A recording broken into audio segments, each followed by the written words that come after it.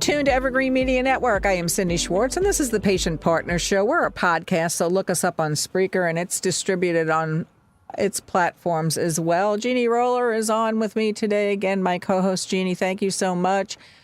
You are in Indiana, I'm in Florida, so we try to talk about all the different states and all the different countries and stuff where medical care is, which is everywhere. You know, it sounds a stupid statement on my part.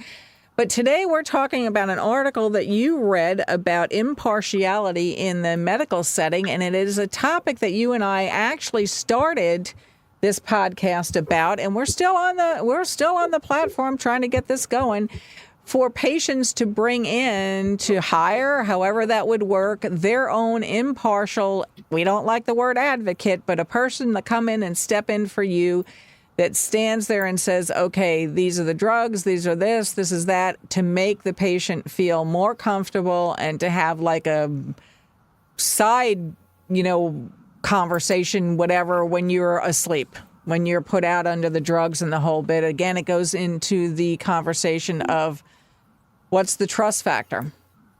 And can we trust this? And, what's going to happen if, when we're put out and we're there by ourselves and you can't trust the situation. So let's talk about that, Jeannie. Well, yeah.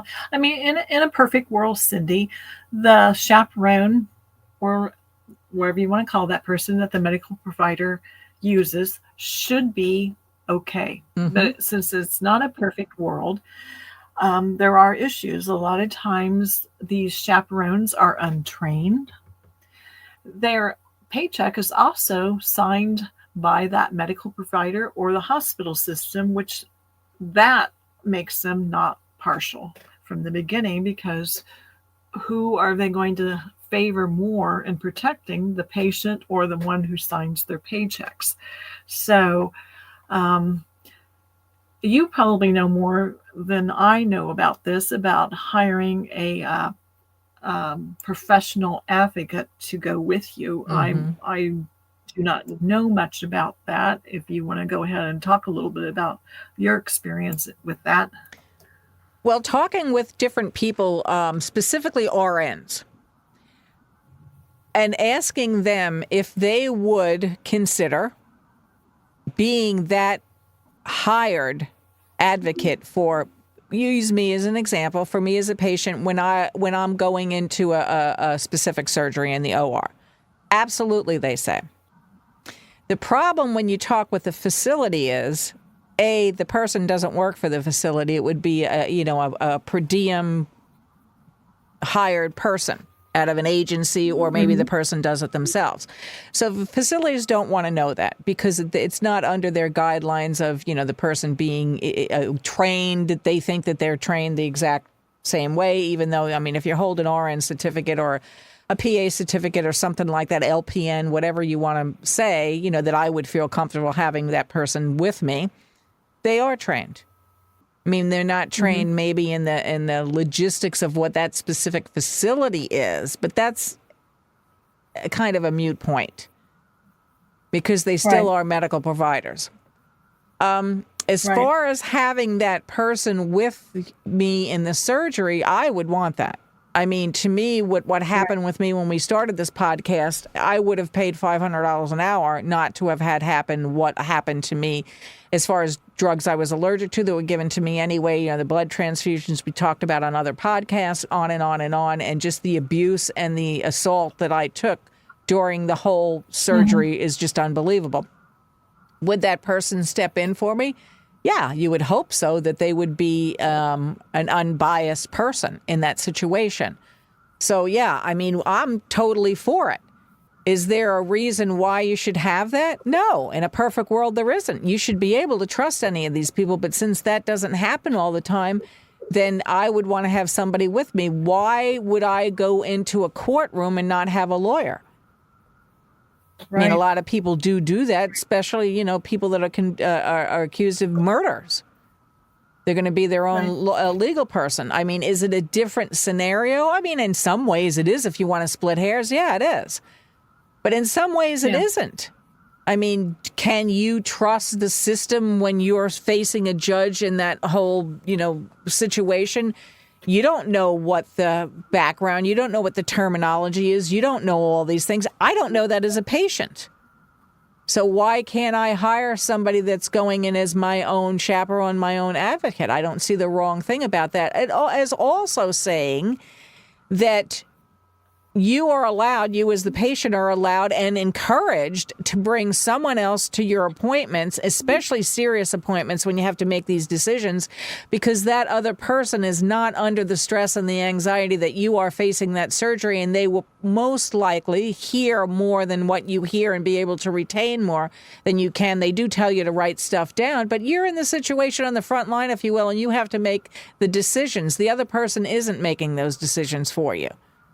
You know, they're sometimes helping and whatever. So if that's okay to do that, why isn't it okay to bring a hired person that's a medically trained person in a serious OR situation with you, so you know that the things that you want to have taken care of are absolutely taken care of, and that you're not having a paper put in front of you when you're drugged up and have that signed. I mean, that stuff wouldn't happen. The person would say, no, this is what we agreed upon before. Yeah, again, emergency situations, that throws all this stuff out the window. If you're bleeding to death, yeah, you do the fastest thing you possibly can. I don't see anything wrong with it that you could have something like that. In fact, most people that I talk with were on board with it because they'd feel more comfortable. It would take that anxiety away. To me, that's one aspect, and a very important aspect, of calming the patient. And then maybe not even needing so many drugs, because what's the first thing they tell? We got to give you Valium. I'm just throwing names out there. We got to give you Valium, drug names, Valium. We got to give you Percocet. We got to give you, whatever to calm you down. Well, if you're going in already calm, to me, that's the less drugs you need anyway. And the less drugs you need, the better off for everybody, as far as I'm concerned. The outcome and the whole bit. Well, yeah.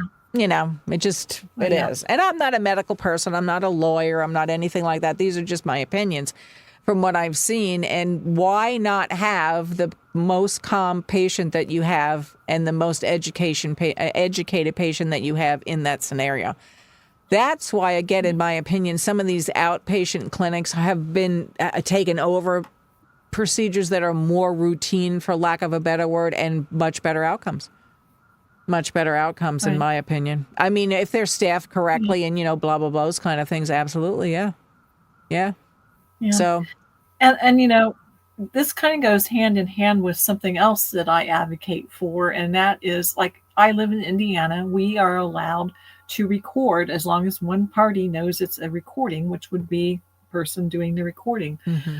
I think that should be allowed too in medical situations. I don't think it's an invasion of privacy for the medical provider. If they're not doing anything wrong, then how can it invade their privacy to have the conversations recorded, even in OR, so that the patient, who is most likely asleep, can actually hear and have a peace of mind afterwards, knowing that everything just went smoothly. Well, that's supposed to be taken verbatim as well, that we're not going to do anything, and ethically, you shouldn't be doing anything.